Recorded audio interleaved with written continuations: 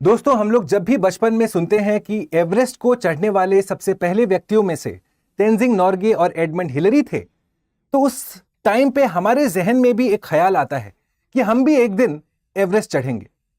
और ये ख्याल सिर्फ हमारे और आपके बीच नहीं है, वैश्विक स्तर पे भी एवरेस्ट एक मिस्ट्री है, एक एनिग्मा है, एक ऐसा चैलेंज है जो टेस्ट करता है limits of human endurance, mental endurance and a fair amount of luck. और इसीलिए अब over commercialisation of mountaineering observe किया गया। इसका अर्थ क्या हुआ कि पैसे के बलबूते पे शेर्पा कम्युनिटी के सहायता के साथ बहुत सारे अनट्रेन्ड माउंटेनियर्स, न्यूबीज, जिनको पता भी नहीं है कि माउंटेनियरिंग का एम क्या होता है, वो अब एवरेस्ट की चढ़ाई करते हैं और वापस आते हैं। इसके चलते काफी सारे रिस्क भी हो रहे थे, ना सिर्फ पोल्यूशन का पर फेटालिटीज का भी। भाई, अगर कोई आदमी जिसने आज तक कोई माउंटेनियरिंग का एक्सपीरियंस नहीं रखा है, वो अगर एवरेस्ट की चढ़ाई में सीधा पहुंच गया, तो ये तो वही बात हो गई कि कभी स्कूल कॉलेज अटेंड नहीं किया है, हम चले हैं सीधा यूपीएससी को टॉप करने। और इसीलिए नेपाल सरकार ने रिसेंटली एक लॉ को प्रपोज किया है, जिसके अंतर्गत अगर आप एवरेस्ट चढ़ने के लिए इच्छुक हैं, तो उससे पहले मैंडेटरीली आपको नेपालीज पीक 7000 मीटर से कोई भी ऊपर एक नेपालीज पीक को क्लाइम किया होना चाहिए। यानी कि जैसे वर्क एक्सपीरियंस होता है, वैसे ही माउंटेनियरिंग एक्सपीरियंस एक मैंडेटरी रिक्वायरमेंट बनाने का प्रपोजल है इस नेपालीज लॉ के अंदर। नमस्कार, स्टडी आईक्यू की तरफ से मैं हूं भुवन झा, और इस डिस्कशन में हम नजर डालेंगे कि इस ओवर कमर्शियलाइजेशन ऑफ माउंटेनियरिंग जो एवरेस्ट में देखा जा रहा है, उसके चलते क्या प्रॉब्लम्स हैं और क्यों कहा जाता है कि एवरेस्ट की चढ़ाई tests the limit of human endurance, physical endurance, mental endurance and obviously कितना लकी हैं आप। चलिए सबसे पहले समझते हैं कि ये एवरेस्ट की जर्नी शुरू कहां से होती है और खत्म कहां पे होती है। अगर हम सिर्फ चढ़ाई की बात करें, तो आप शुरुआत करेंगे एवरेस्ट के बेस कैंप से, जो स्थित है एट अ हाइट ऑफ रफली 17,500 मीटर। यहां से जब आप चढ़ाई करना शुरू करते हैं समिट की तरफ, तो करीब करीब आप 13,000 मीटर का डिस्टेंस ट्रैवल करते हैं वन साइड, यानी कि 13,000 मीटर ऊपर, और फिर वापस भी तो आना है। और ये सारा कुछ आपको करना है जब वेदर कंडीशंस हमारे अनुकूल हों, कंड्यूसिव वेदर कंडीशंस चाहिए। इसीलिए लक तो एक मेजर फैक्टर है। बहरहाल मैं आपको बतला दूं कि सर एडमंड हिलरी, जो सबसे पहली दफा तेंजिंग नॉर्गे के साथ एवरेस्ट की चढ़ाई किए थे, उन्होंने एक बहुत ही महत्वपूर्ण कोट कहा है। उनका कहना है that it is not the mountains that we conquer but ourselves. Everest की चढ़ाई हमारे एक इनवर्ड लुकिंग प्रोसेस है। यह हमें बतलाता है कि हम में कितनी काबिलियत है, कितना हम सक्षम हैं, ताकि हम अपने बाउंड्रीज को, लिमिट्स को पुश कर सकें। और इसीलिए सिर्फ पैसे के बलबूते पे एवरेस्ट को चढ़ना और वापस आना शायद ना ही डिजायर्ड है, ना ही एक्सपेक्टेड है। चलिए, जब मैंने आपको कहा कि एवरेस्ट की चढ़ाई में लक एक मेजर फैक्टर है, और यह लक आपका शुरुआत से ही जरूरत पड़ता है। जब आप काठमांडू पहुंचते हैं, उसके बाद आप एक छोटा सा फ्लाइट लेके विश्व के one of the most dangerous airports, जिसका नाम है लुकला एयरपोर्ट, जिसका दूसरा नाम है तेंजिंग हिलरी एयरपोर्ट, यहां पे आप प्रस्थान करते हैं। यह एक ऐसा एयरपोर्ट है जो सीधा क्लिफ के एज पे है, यानी कि यहां पे आना, प्लेन को उतारना और टेक ऑफ लेना बहुत ही डिफिकल्ट है। आपको स्किल्ड पायलट्स चाहिए, वेदर कंडीशंस भी परफेक्ट होने चाहिए ताकि आप इस लुकला एयरपोर्ट पे लैंड कर सकें। तो यहां पे तो आपका लक ऑब्वियसली काम करेगा। एक बार आप लुकला एयरपोर्ट पे लैंड कर गए, उसके बाद भी एवरेस्ट काफी दूर है दोस्तों, क्योंकि अब आप चालू करते हैं करीब करीब 12 से 14 दिनों का एक दुर्गम ट्रैक।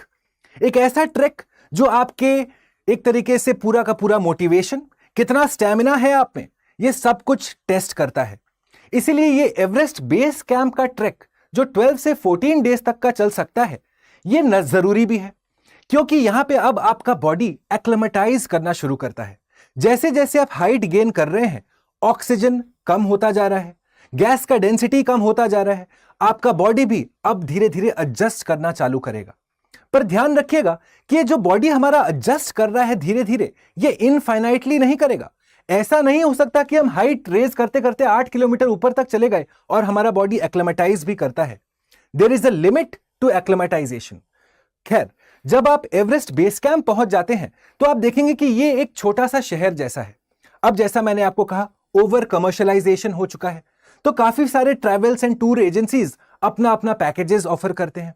जिसके चलते कहा जाता है कि एक छोटा सा टाउन ही स्थित है एवरेस्ट बेस कैंप में। अब आप खुद सोचिए दोस्तों, एक ऐसा लोकेशन जो इकोलॉजिकली फ्रजाइल है, जहां पे आपके माउंटेन्स हैं, ग्लेशियर्स है, आइस है, स्नो है, वहां पे इतना सारा लोगों का आना, लोगों के साथ उनका वेस्ट मैटर आना, प्लास्टिक वेस्ट आना, यानी कि पॉल्यूशन का प्रॉब्लम यहीं से शुरू हो जाता है। खैर, जब आप एवरेस्ट बेस कैंप से अब बढ़ चलते हैं, सबसे पहला हमको समझने की आवश्यकता है कि क्या कुछ चेक पॉइंट्स हमको क्रॉस करना है। Once you leave from the Everest base camp, आपका सबसे पहला चेक पॉइंट है खुम्बू आइसफॉल या Khumbu glacier, the most difficult part of this journey. क्योंकि खुम्बू आइसफॉल अपने में एक ग्लेशियर है जो धीरे धीरे मूव कर रहा है।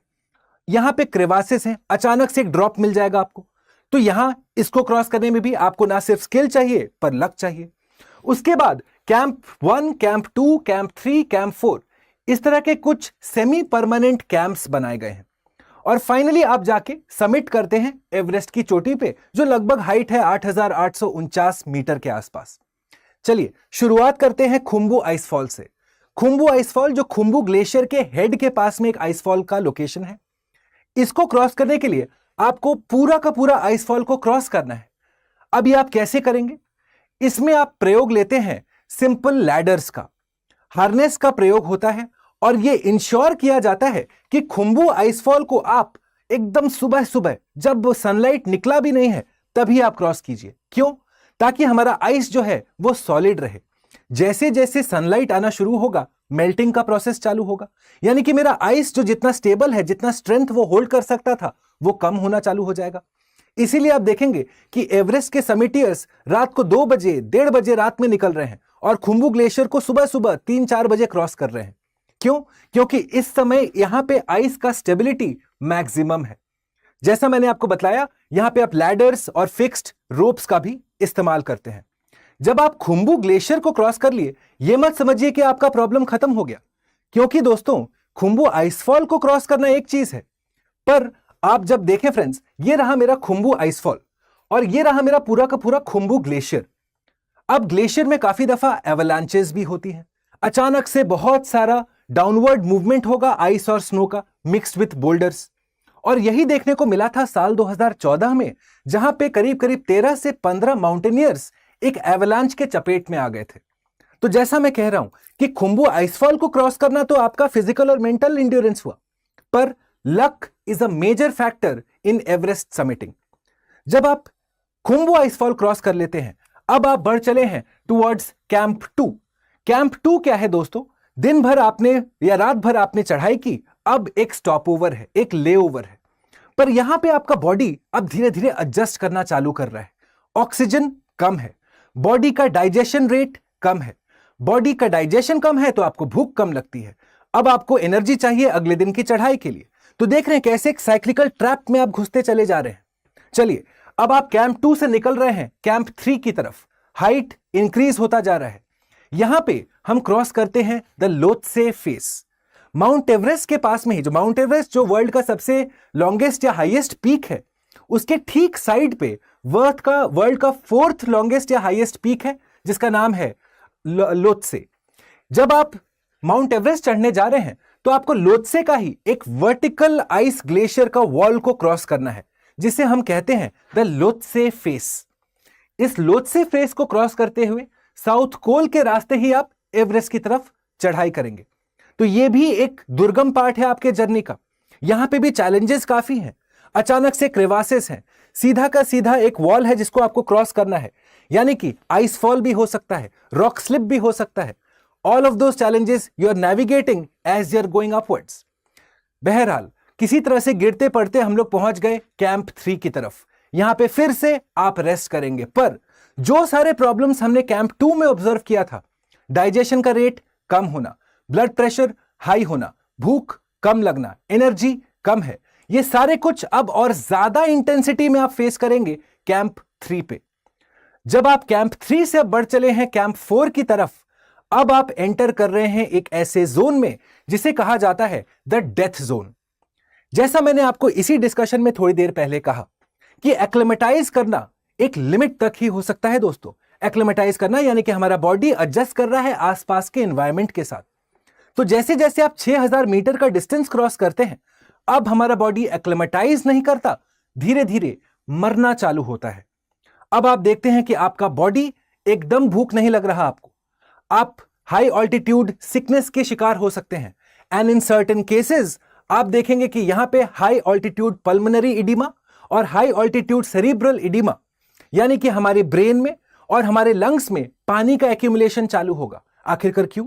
क्योंकि यहां पे ऑक्सीजन का कॉन्सेंट्रेशन है कम, तो बॉडी अपने आप को एडजस्ट करना चालू करता है, जिसके चलते हमारे ब्रेन में the blood brain barrier is crossed. Same चीज लंग्स में होता है, जहां पे हमारे एल्वियोली अब सॉगी हो जाते हैं, यानी कि आप अपने ही बॉडी के फ्लूइड्स में डूबना शुरू कर रहे हो। तो ये रहा डेथ जोन। यानी कि हमारा मुद्दा क्या है कि जब हम डेथ जोन में है दोस्तों, यहां से हमारा डेथ जोन शुरू हो रहा है। यहां पे हम जितना कम समय व्यतीत करें उतना हमारे लिए बेहतर है। जल्दी से सबमिट किया, जल्दी से डेथ जोन से वापस निकला। बट जैसा कहते हैं, it is easier said than done, क्योंकि अब आप देखते हैं कि डेथ जोन में ही आपका एक लोकेशन है जिसका नाम है द हिलरी स्टेप। जैसा कि हमारे रोड्स हम काफी दफा देखते हैं वन वे होता है, वैसे ही एवरेस्ट के ठीक पहले है हमारा हिलरी स्टेप, जो ठीक समिट के पहले है।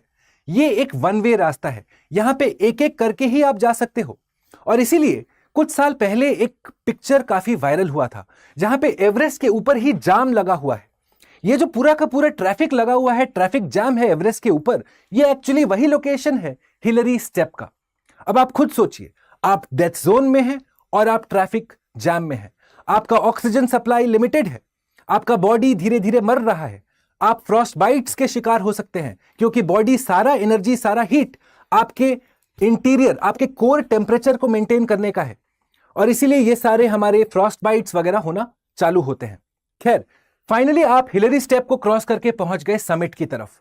यानी कि खुशी काफी है, पर साथ में थोड़ा डर भी है, क्योंकि यह देखा गया है पिछले सालों में कि जो सारे लोग समिटेरिंग में ज्यादा टाइम लगाते हैं, वो ज्यादा उनका प्रोबेबिलिटी है, या ज्यादा चांसेस हैं कि वो वापस जर्नी में, रिटर्न जर्नी में उनको कुछ भारी प्रॉब्लम्स फेस करना पड़ सके।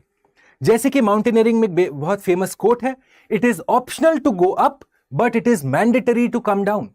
एक बार आपने चढ़ाई कर ली, अब आपका बॉडी रिलैक्स हो जाता है, आप मेंटली थोड़ा स्विच ऑफ करते हैं, आप थक भी बहुत गए हैं, ऑक्सीजन कॉन्सेंट्रेशन भी कम हो चुका है, आपका बॉडी अब धीरे धीरे डिकम्पोज होना चालू हो रहा है, जिसके चलते आपका डिसीजन मेकिंग पूरा का पूरा खत्म है।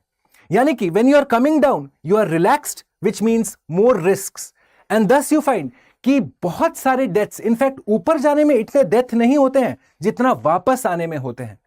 तो देख रहे हैं दोस्तों, सिर्फ फिजिकल इंड्योरेंस की बात नहीं है, यहां पे मेंटल इंड्योरेंस उतना ही इंपॉर्टेंट है, with a fair amount of luck once again. और इसी में वापस आने की क्रिया में एवरेस्ट के पास बहुत सारे माउंटेनियर्स मूर्छित अवस्था में या इवन पास अवे हो जाते हैं, मर जाते हैं। उन्हीं में एक सबसे फेमस केस है the case of the green boots. ये एक माउंटेनियर थे जो हिलरी स्टेप के पास में ही इनका डेड बॉडी पाया गया है। अब ये काफी सालों से यहां पे थे, इनको रिट्रीव करने के लिए काफी सारे मिशंस भी लगाए गए, पर इन तक पहुंच पाना काफी डिफिकल्ट था। तो ध्यान रखिएगा कि हिलरी स्टेप से वापस ऊपर आना और नीचे जाना, ये डेथ जोन का जो जर्नी है, ये most difficult part of the Everest summiteering experience है। बहरहाल, जब आप देखते हैं कि अब हमारे एवरेस्ट पे ना सिर्फ डेड बॉडीज का प्रकोप है, पर साइड बाय साइड हमारा वेस्ट मैटर है, प्लास्टिक वेस्ट है, तो उसको मैनेज करना काफी क्रिटिकल है दोस्तों। इस ओवर कमर्शियलाइजेशन के चलते हम एवरेस्ट के इकोसिस्टम को नष्ट नहीं कर सकते हैं, और इसमें भी नेपाल सरकार ने काफी सारे स्टेप्स लिए हैं। फॉर एग्जाम्पल, जनवरी के महीने में नेपाल ने यह रूल निकाला कि अगर आपको एवरेस्ट क्लाइम करना है तो आपका सारा ह्यूमन बॉडी का वेस्ट आप साथ लेके वापस आएंगे, आप सारा प्लास्टिक वेस्ट भी अपने साथ वापस लेके आएंगे। सिमिलरली, जो हमारा क्लाइंबिंग फीस है, जो परमिट का फीस है, वो भी नेपाल सरकार ने बढ़ा दिया, पर उसके चलते भी कोई फर्क नहीं पड़ा। जो कमर्शियल माउंटेनियरिंग का एक्सपीरियंस है, जो एक एवरेस्ट है एनिग्मा, एक मिस्ट्री जैसा, उसका पुल इतना स्ट्रांग है कि विश्व भर से माउंटेनियरिंग सीजन में लोग एकत्रित होते हैं एवरेस्ट के बेस कैंप की तरफ। बहरहाल, आप हमको कमेंट बॉक्स पे बताइए कि क्या ये माउंटेनियरिंग का एक्सपीरियंस, जहां पे टूर्स एंड ट्रैवल पैकेजेस हमें कहते हैं कि हम 7 दिन में आपको एवरेस्ट चढ़ा के वापस ले आएंगे, क्या ये रेगुलेशन की आवश्यकता है इसको? क्या नेपाल सरकार जस्टिफाइड है जब वो कहता है कि हां, अगर आपको एवरेस्ट चढ़ना है तो आपको 7,000 मीटर ऊपर से कोई भी नेपाली पीक चढ़ा होना चाहिए? You should have mountaineering experience before you attempt to scale Mount Everest. तो यह था एक छोटा सा discussion on Everest, the enigma, the mystery. I hope ये डिस्कशन आपको बहुत बेनिफिशियल लगा, यूजफुल लगा, क्योंकि ध्यान रखिएगा, एवरेस्ट को चढ़ना, जैसा मैं हमेशा कहते आया हूं, it is not about the mountains, it is about the individual.